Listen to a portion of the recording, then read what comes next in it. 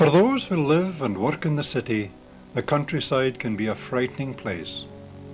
Full of open space and silence, there is little comfort for anyone whose eyes and ears are tuned to the cacophonous towers of an Edinburgh or a Glasgow. For many, the nearest they come to farming is as they drive past fields of growing crops or grazing animals. Such signs mean people are working. Without farming, this land would very quickly revert to wilderness. The farmer's job is twofold. First, to produce the food we eat, and secondly, to be steward of the landscape. As we cruise the aisle of the supermarket, the farmer seems remote. But one thing will not have escaped our notice. Farming is in crisis, possibly deeper than ever before. Over the past few years, one setback after another has made these tough times. Some of the problems have been created by the industry itself, but that hasn't made it any less hurtful to the individual farmer. Yet farmers are optimists, and they have proved that they can and do change. They have become better employers, and they are open to new ideas. If we of the city want to see that optimism and flexibility, and at the same time have a grand day out, we head for the Royal Highland Show. This doesn't take place in the Highlands at all, but is held each June at a showground west of Edinburgh. Here, the best of the countryside is on display. The best here often means best in the world. Animals bred to near perfection, not by chance, but by professional attention to detail. Even the untutored eye can see the quality in this parade. We, of the city, take time to admire. Animals are always photogenic, very attractive, pleasant, calm. The Herefords with a famous white face, as the name suggests. Over 250 years since those early days when the Herefords were introduced throughout the world. Over 120 countries throughout the world have Hereford cattle. Led in this parade, following on from the Lincoln Reds, are the Charolais cattle, the Limousins, French native blonde Academe breed. When the smaller animals appear, these are Angora goats, the huge parade ring seems just too big. It isn't easy for the layman to separate the sheep from the goats, but away from the parade, we can get really close to more varieties than we could shake a stick at.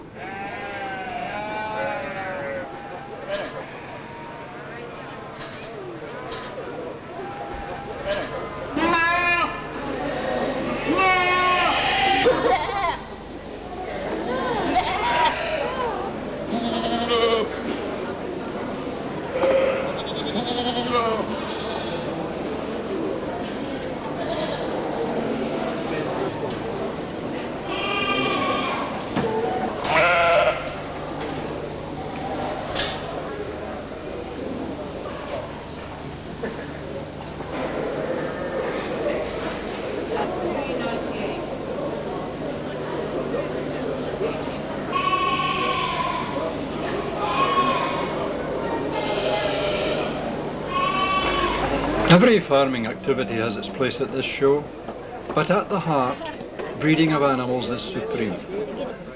The beef cattle, which populate the ranches of Argentina, sprung from the bulls of this land.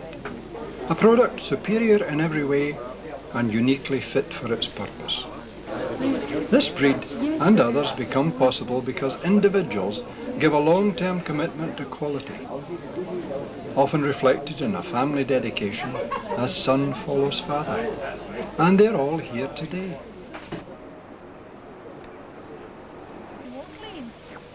Is it your farm that they're from?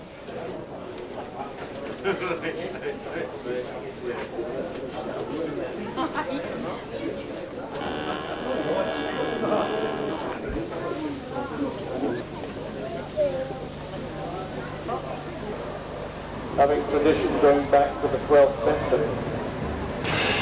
Cattle are not the only large animals where fine breeding is evident. In the case of horses, such attention is the only way to ensure that the breed survives.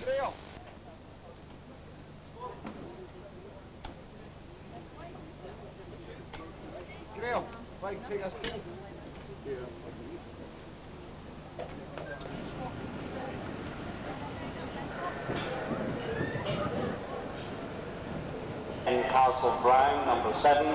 Second to him is Thomas Clark and Sons, Muirton Inspiration, 57 age Graham's, Craigwell Scar, Miriam.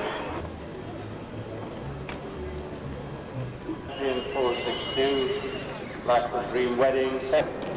This is when one first place.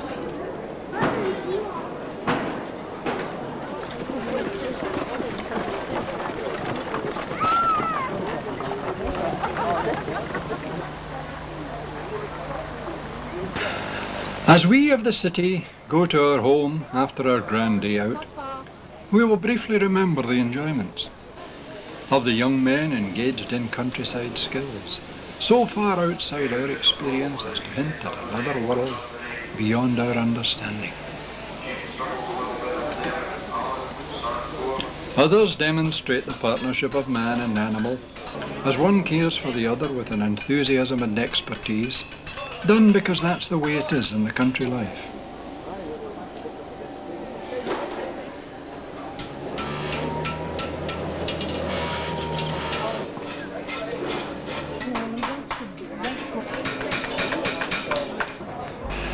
The skills, so evident in the big events, have been reflected also in the small things. And that's been a bonus, an extra to our day out.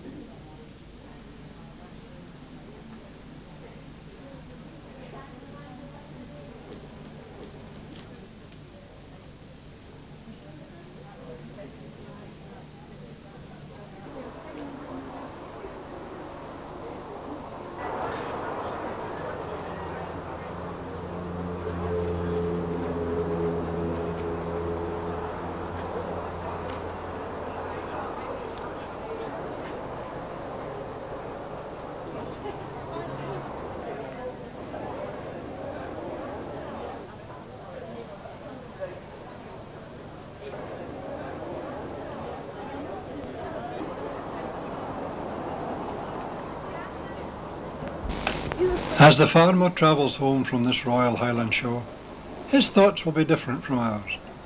He has compared his results with others. The atmosphere has been great.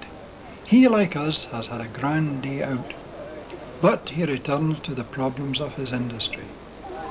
He has looked at new machinery, and there's plenty to look at, and wondered whether his son will grow up to the land or head for the city to some dull but probably well-paid career. Some have said he must diversify, do something different. Success has come to others who have taken this road. Developing rare breeds is one direction. This is a Wensleydale sheep, a rare breed with the distinction of a high yield of special quality wool from each animal. This is a very special sheep. Other ventures, although the breeds were rare, were less successful. That is the downside of enterprise, a risk of failure. A farmer in northeast Scotland has established a rich market in luxury ice cream. Another success, and there are more. It's a time for lateral thinking. The days have long gone when the furthest a farmer could communicate depended on how loud he could whistle to his dog. Now many a farm kitchen has a new machine, not made by Massey Ferguson or New Holland, This tool could be a vital part of any survival plan. Opening a window on world markets in which to buy and sell, the potential is promising. An electronic market is an opportunity for the farmer. Watch for globalfarmers.com. Set up in March 2000, it's going places online. So, when we of the city next see the signs of farming in the countryside or the supermarket, we may recall with pleasure our grand day out and understand a little better what farming is all about.